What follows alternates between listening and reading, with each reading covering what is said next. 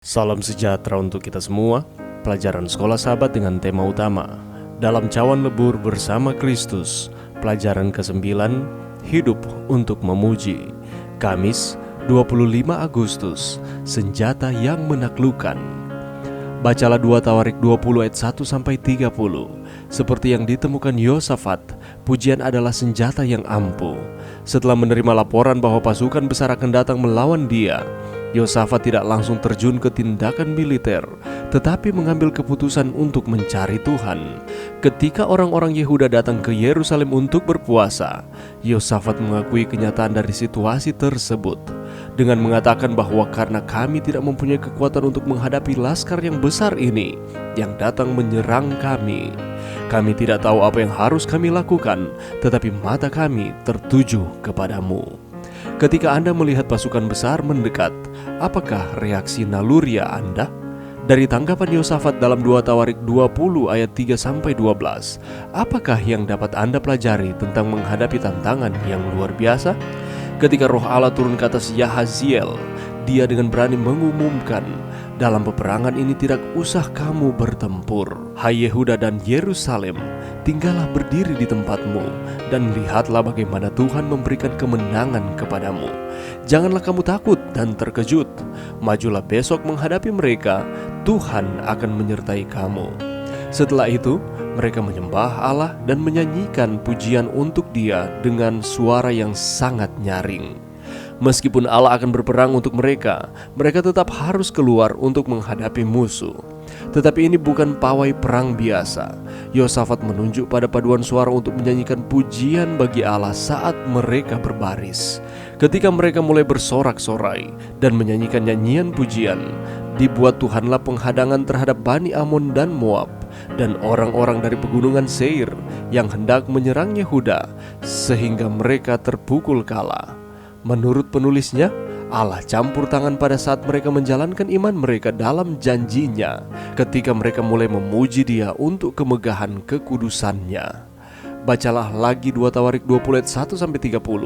Prinsip-prinsip rohani apakah yang dapat Anda temukan yang dapat diterapkan dalam perjalanan Anda sendiri dengan Allah, terutama di saat-saat pencobaan dan tekanan? Pelajaran yang bisa kita dapatkan pada saat ini, di dalam firman Tuhan, ada satu pertempuran yang menggunakan senjata yang aneh ketika sedang bertempur di dalam pertempuran tersebut. Ini dicatat di dalam 1 Tawarik pasalnya yang ke-20.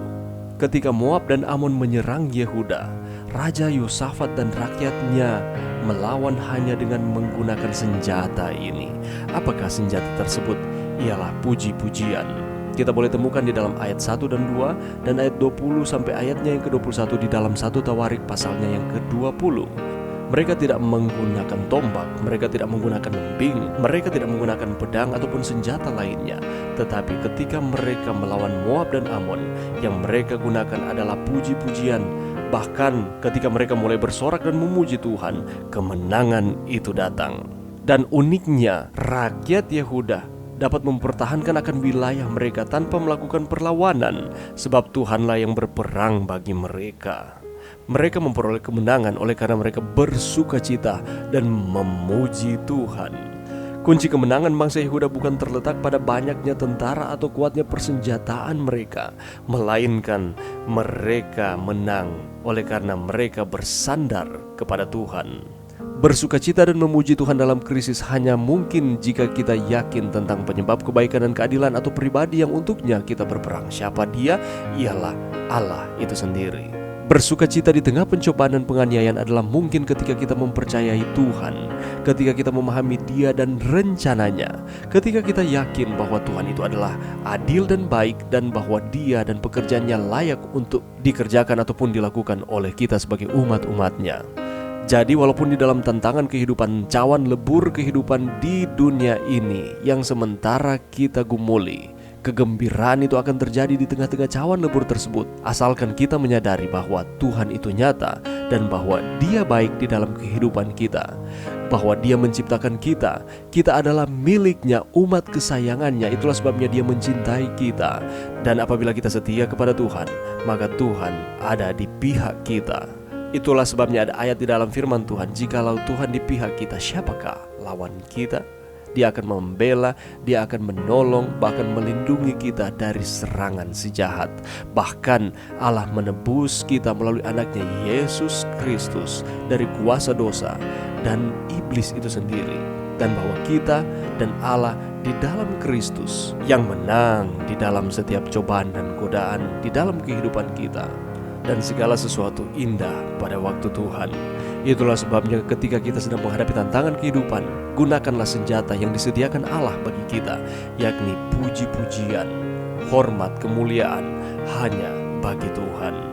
Janganlah berfokus kepada masalah-masalah kita, tetapi marilah kita berfokus kepada Tuhan yang akan memberikan solusi untuk kita dapat keluar dari setiap tantangan kehidupan kita dan menjadikan kita sebagai pemenang.